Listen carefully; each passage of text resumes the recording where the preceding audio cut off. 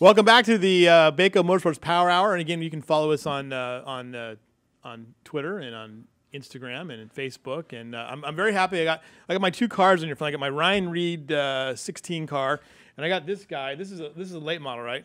Yeah. Dan Schleber. I identified it correctly. There will be a quiz, so that's very cool. And this was a gift of Scott Schweitzer and for my little collection here.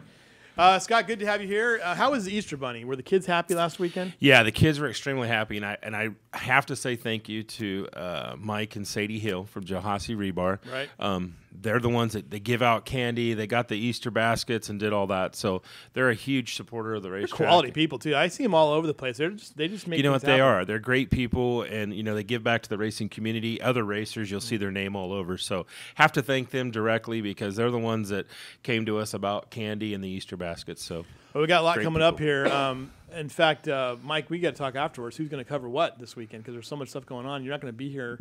With us this weekend. We're down a body, so I may have to go out someplace and do something. But this weekend we got modified sport mods, mini stocks, mod lights, and mini dwarfs. And sport mods has been electric this season so far. Yep. Modifieds is pretty darn good, and then this mod light class is huge. So, and if I'm correct me if I'm wrong, but has Tina Bell already won the mini stock championship? Is that true? If not, she should have a pretty good lock on it. I mean, she's doing well. Right. she's doing well. One blown engine early in a race would bring you back to the pack quickly. Yeah. and that happens out there. Those engines can just go. That's happened to her before. She's probably been the most dominating driver out there so far this season, right? Oh, absolutely. I think she's won every main event we've had with the mini stock, Yeah. so you can't take that away from And her. that very recognizable Honda Prelude out there from maybe about 1990 chassis on that thing. Okay, so that's coming up this weekend, and this is coming up in the next couple of weeks. So we got late models back on the 18th. That's one I'd like to go see. Hobby stocks, American stocks, CDCRA, and then NMRA midgets. And then following that weekend, back with modifieds, sport mods, IMCA stocks, mini stocks, California Lightning Sprints. That's on the 25th. That's ESPN Radio Night, 12:30 ESPN. Don't forget to listen to them. One of our partners, by the way, and all this kind of stuff. Jack FM Night is on the 18th. So good stuff there. And this weekend, $12 general admission, $10 seniors, $10 military. Should be fabulous weather all weekend, by the way. $5 kids. Got a little bit of rain on the track? Got a little bit of rain. Yeah, I didn't touch it knowing that the forecast was for rain, so that'll help. Get a little moisture in there. Kids 5 and under are free. And Griffith? Camping and parking are free. There you go. That's what we like to hear. All right, let's get right to the results of things. Don't forget about this event because these have been pretty dang nice. I enjoy these things. This is the Thursday night cruising, and we'll see you there, right? Yeah, we'll be here this Thursday. Had some stuff going on last Thursday, but this Thursday we got some modified, some mod lights, some mini dwarfs coming. So yeah, we're gonna try to be there as many Thursdays as I can. I won't, but yeah, it's gonna be a fun deal. We jumped on board to help out. It's a great way to promote dirt track racing and for fans to see the drivers. Right. We give away tickets, give away different things. So. And then you can also sneak in and have some of Chewy's tri-tip. I like the sample platter a little bit with the shrimp and stuff, but it's not bad. So. Chewy's always good on there on Rosedale Highway, so check it out Thursday night cruising. You know the weird thing about that whole area though is that you get that group that can park over in Walmart and camp, and they come out for these things and they put their little lawn chairs out in the Walmart parking lot and they watch the race. They watch the car show. It's kind of cool. But anyway, because I've been to like 3 of these things now. Hey, there's something wrong with this. This guy's he's not getting too much traction in this picture. Yeah. Well, yeah, he decided to take a look at the bottom side of his engine, and I'm surprised he didn't have some stickers. Sometimes you see open wheel cars that have a sponsor down there on the oil pan. The sprint cars are never boring, are they? They're not, and we had the track dry slick, and it definitely moved that cushion up, and there wasn't much of a cushion. So the guys in qualifying that got a little bit high, and they slid up there, and this is the end result. Which we don't want to see this happen, absolutely, no. But. Yeah, and I found interesting, there were 2 of these incidents right there in turn 3, 4 in qualifying, but during the heat races and the races, nothing. So nobody got upside down or anything. It was just two guys in qualifying got up there and little mistake, and this is what happened. Mike, earlier before you came on, I asked him his favorite race of the season. He actually put this race in his kind of his top 3. You know, it was a good race. I mean, like I said, the track was wide, the cushion right up against the wall, and they were doing slide jobs and swapping around. And, you know, they always say anybody can drive a wet track. When it comes to a dry, slick track, then it's all in the driver's hands, and this proved it, and it was a great show. All right, let's get to some of these great pictures from the one, the only, the man, the myth, the legend, the grumpy guy himself, Tom Mock, who I think tried to call me twice last night, and I may have ignored his calls. I was in the middle of getting my head kicked in. This is our winner, though. And, Mike, tell me your thoughts on this guy who won this race. Ryan Burnell, he got up there, and he was rim riding, as I call it, up there on the cushion, right up next to the wall, and he made a pass, had to go down low in turns 1 and 2, I think, to get the lead, and then right back up to the wall. And he ran as close to the wall for consistent laps as I've seen anybody. That right rear was at times just a couple of inches off that wall. So it was quite – and then down below, people were trying the low groove and were really close but couldn't quite get the drive off the low groove to get around him. But he just stayed up high and drove to victory. And it was quite a thing to see that running that high on that racetrack. And the other thing, go back to that picture for a second there, Chris.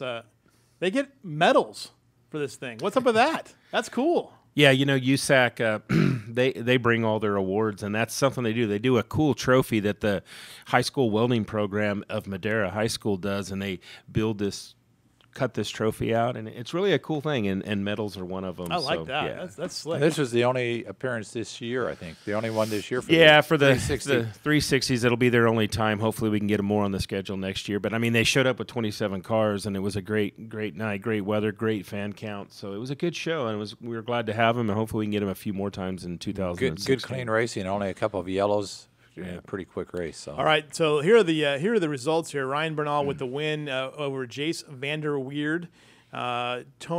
Danny Faria, Troy Rutherford, and Corey Cruzman finishing at your top 5. Trey Markham in 6th, Brody Roa in 7th, Richard Vander Weerd in 8th, Landon Hurst in 9th, and 10th was Jonathan Henry. All right, moving on to our next class here, and Pro Stocks, big boys out on the track there, and give me your guys' thoughts on this race. I thought it was a good race. I was kind of preoccupied with some other stuff going on, but so I didn't get to really watch a lot of it. But I mean, as always, Clay Daly. I mean, he's a late model driver that's driving for Ray Mariquin and put on a great job. And then they came out the last main event of the night, so it was a dry, slick track, wide, which they always ask for. So there was some slide jobs and a little touching here and there. So I heard some feelings got hurt. Don't know how that ended up, but Clay Daly's a heck of a driver. Comes down from Watsonville to race with us. So, and I talked to him yesterday, and he will have his engine for his late model. So he'll be here next weekend in his late model. All right, and their credit, that was a good car count for the Pro Stocks. That was the biggest car count in a while for that division. Yeah, you know what? They've kind of band together and got a new leader organizing them. And the first race they brought 18, and this time they dropped off a little bit. Santa Maria's getting ready to fire off, so some of the Santa Maria guys stayed home. Plus Brady Bell wrecked his car real bad at the last one. So yeah, the guys are really stepping up, banding together, and showing up this year. So really excited. It's always great racing with those guys, and it's nice to see that they have a full field. Clay Daly was your winner. Mike Johnson in 2nd, Tim Bewley in 3rd, Lonnie Welch in 4th, and Tim Randolph in 5th. Finishing out the top 10, Frank Nyback, Aaron Cervantes, Rob Gilbertson, Wayne Kaufman, and Troy Lambert in your top 10. Moving on to Hobby Stocks, our first guy to win 2 races this year is Kevin Collier with the win in Hobby Stocks, which had a lot of mayhem in it. That's something we'll discuss later. But Kevin Collier with the win, becoming the first driver to win 2 races of the season in this particular class. And the overall top 10, Collier was your winner, and we can move on from there. So let's go to the Okie Bowl hardtops, which created kind of, on our Facebook page, there was the USAC midget or the USAC 360 cars. Those are intensely popular, but there was quite a bit of commentary there about the Okie Bowl hardtops, which is a great looking group. Yeah, it's kind of something different that Ferris started several years ago, right? And just took some of these old cars, and they've got basically 350 Chevy engines and some changes, but they look like the cars that ran back there in the 50s, and so they bring them out on a big hall crawler a car hauler, a whole lot of them together. They're all kept in one place, I think, and they work on them. They get people out there to drive them, and they actually put on a pretty good show. That these guys get kind of racy. Yeah, you got to give credit to Mark McCaslin, the guy that kind of spearheads this whole deal, and he's the one that brings out, about 6 of them on this big, huge trailer. But these guys race clean. They do a good job. It's good to show the fans where the Bakersfield Speedway's heritage started, and that's with these guys. So that's why we like to have them out. And they don't just putt around in these old cars. I mean, they've got race parts in them, and they get on the wood and they go. So it's really exciting. And we've seen some new cars being built that showed up. They had another brand new one out there on Saturday night. So it's pretty cool to see it growing, and they put on we get a good fan response from them. So the fans dig it. You see a little bit of diversity in the crowd that come out on those nights. So that's something you run about 4 times a year or something, just a taste. Yeah, I think I have 4 shows this year, which is about all they want. I think they travel over to Santa Maria and run a couple of races. They don't get really too involved because these are just, I don't know how many guys own the cars. I know Mark owns a large quantity of them, so I don't know if he's the only one working on them. So, but they don't tear them up too bad. I mean, we've had to have them get them upside down once or twice, but all in all, it's a great bunch of guys, and they put on a great show. They almost look like tanks running down you forget how big those cars were, and just how heavy they are too. It's incredible to watch them. Yeah, the one thing about them is they look so top heavy. Those type of cars, when they're out there, we're used to seeing sport mods and modifieds and late models sitting so low to the ground. So these guys look real top heavy, but again, they don't shy. I mean, they get out there and they race and do a great job. All right, let's take a look at there's the winner was Bobby Courtney there. We had up there for quite a while. James Bradburn was your second place finisher. Josh Yaden third. Justin Yaden is fourth. Tom Dugan fifth. Rick Souza in sixth. Mark Courtney in seventh. Chester Chapman in 8th, Bud Montgomery in 9th, and Jeff Gibbons in 10th place for your Okie Bowl hardtops.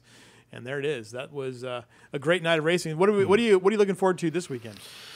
You know what? I guess the big news for this weekend is Brad Pounds has got his brand new car out this weekend. Okay. So I've seen it on Instagram, seen it on Facebook. So looking forward, Brad's getting in his own car, so that should be interesting.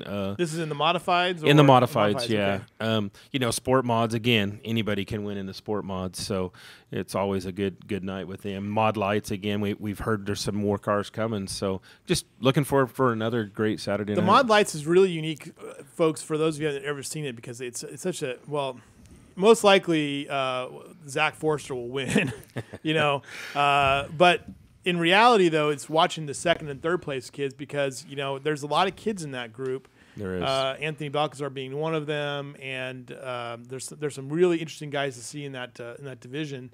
So it's kind of a one to watch kind of class. It is. I mean, it's a great opportunity for the kids in the mini dwarfs for their next step to stay on dirt, and that's what I'm so excited about. And it's working, and the fact that a father and son can race together. Yeah. So it's going to be a great deal. Yeah, of course, Zach's got some great history in racing, so he's tough to beat, but you just never know.